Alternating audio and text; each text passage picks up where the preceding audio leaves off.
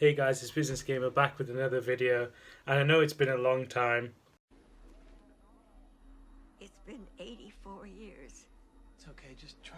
but I'm back with another video. Today I'm going to be discussing something I'm quite happy to talk about.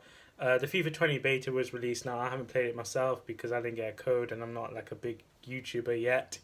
Hopefully that'll change, but obviously I didn't get a code. I know some people got a code, but for me the big focus was on career mode, and I'm really happy with the changes they've made. For instance, finally we get customizable avatars. Your manager, your look. You can actually make them look different than the average 6 guys you get. I think there's some females in there, which is pretty cool. So, you could be a female manager if you wanted to, which is really good for, diversity and whatnot. Maybe that's hinting at women's career. Maybe they can do like something like that. I don't know. They haven't really mentioned much about women's football yet in this FIFA, except avatars in Volta and stuff like that. So it'd be pretty interesting if they added women's club, even if it's just one league maybe. So like the Women's Super League, and you can manage that. That'll be pretty interesting and pretty fun to do, as well. They've finally changing that stupid grid photo you get of praise and motivate and stuff like that. Now it's going to be actual press conference questions, stuff like that. However, the big worry for me is if it becomes repetitive and boring. Like if you get getting asked the same questions, like how the lads been out doing that training and stuff like that.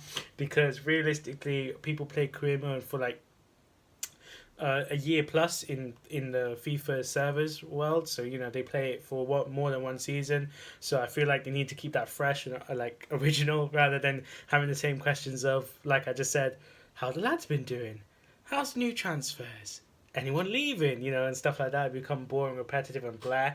So hopefully they can fix that.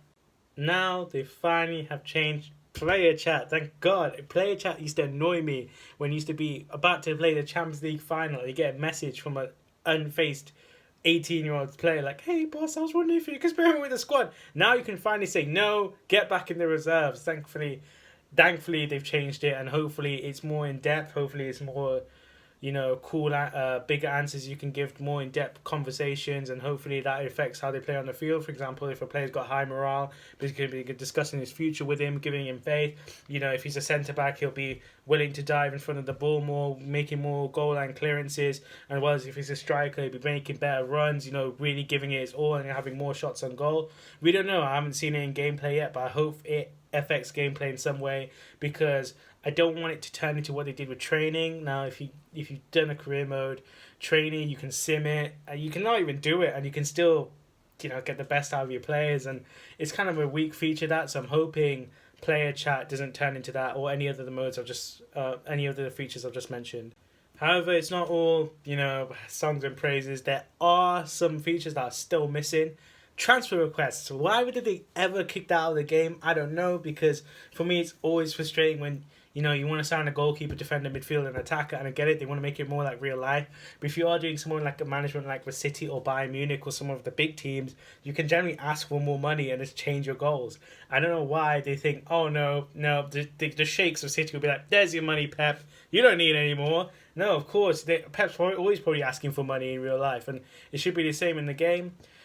Saving matches mid-game, that's always been something that they could just add. It'll be so much easier, because there's some times where you suffer from career fatigue, where you want to give up the game but you're winning, and you just mess around in that. You're not using tactics or anything like that, and you end up drawing or losing. If they had saving matches mid-game, hopefully they might add that later on. We don't know yet. As well, real world career mode. A lot of people wanted this, where you actually play like a real life thing. So, players and that move and is out of your control. But, career mode, in my opinion, is all supposed to be sometimes just exaggerated. So I don't really mind that. As well, visual sim. Visual sim is always frustrating, because I really want visual sim, because it would really help. So, for example, say if your team is losing, you can jump into the game rather than just watching it and praying that you win, or like praying for a draw or anything like that. If you just can't be bothered to play the game, it'd be really cool to have a visual sim. But that's career mode in almost a nutshell. I'd love to hear what you guys say about it, and thanks for watching.